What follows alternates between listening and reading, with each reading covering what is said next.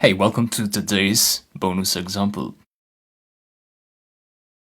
In the code experiment video, you understood the difference between syntax errors and exceptions. Now there's another type of issue which neither the grammar checker of the interpreter nor the interpreter itself can capture. These are more logical issues which only humans can spot in a program, and for that you need to use different tools. So, to discover what these issues are exactly, I will create a program which asks the user to enter the dimensions of a rectangle, and the program should output the area of the rectangle. So that would be something like width is equal to input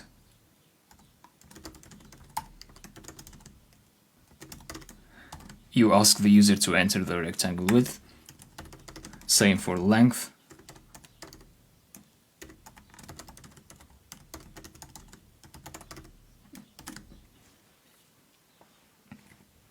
and you want to convert these into floats so that you capture a number instead of strings.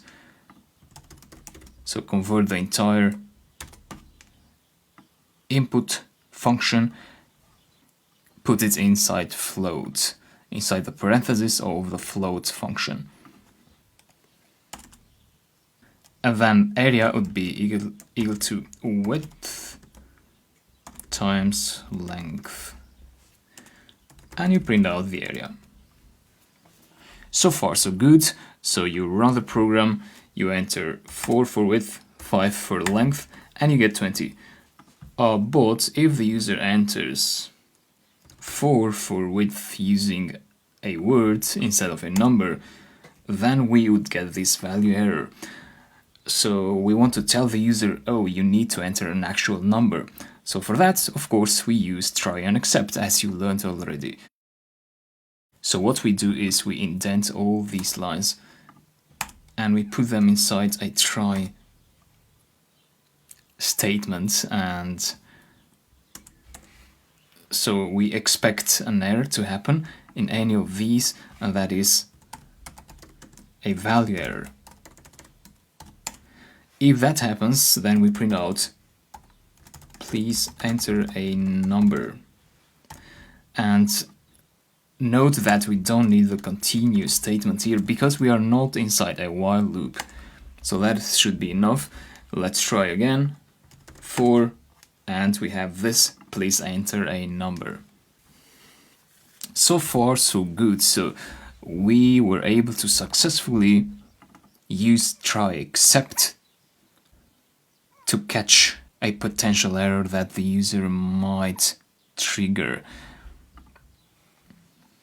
But what if we don't want the user to enter, for example, if we don't want the user to enter 5 for width and the same number for length?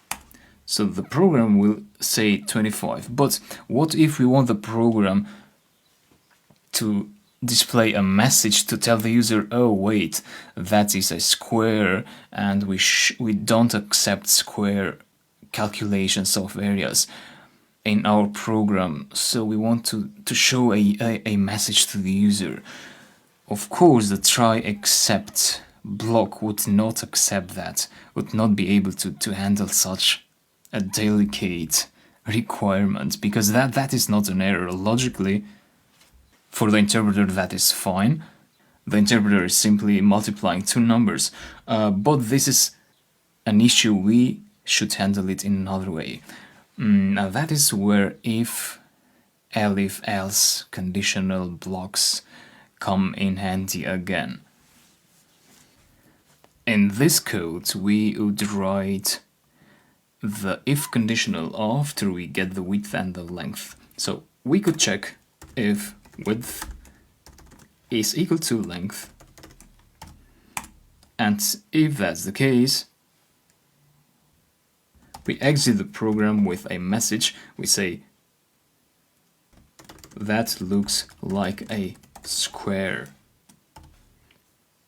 You could also leave this empty and include a print function here and say here that that looks like a square, but this is less code, so this exit function now will break the program, will interrupt it, and it will print out this string in the command line. So let's try it.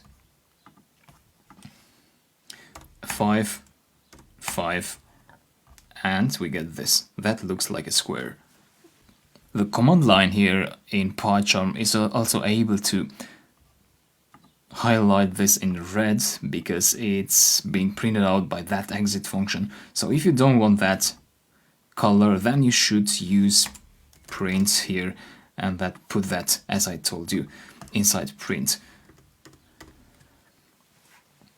So what's going on here? Well, this is what happens. So we ask the user to enter some input. If there is an error, then this will be executed. So if there is a value error actually, then this will be executed. If there is no error in here and in here as well, then here the if conditional will check those two values. So you see that an if conditional can be used, and it can be used without elif and else. Here it was not necessary to have elif or else. So an if conditional can be used when you want to check values, when you want to check conditions which do not produce errors. So they are programmatically correct, but the product is not acceptable from us. So the requirements, for example, here we don't want users for some reason to enter square dimensions, so we tell them, oh, we don't accept that, that looks like a square. So if conditionals do not catch errors, they check values. That's something I wanted you to keep in mind, and that's what I was trying to demonstrate with this example. So the difference between try, except and the if conditionals. Thanks for following this, and I'll talk to you later.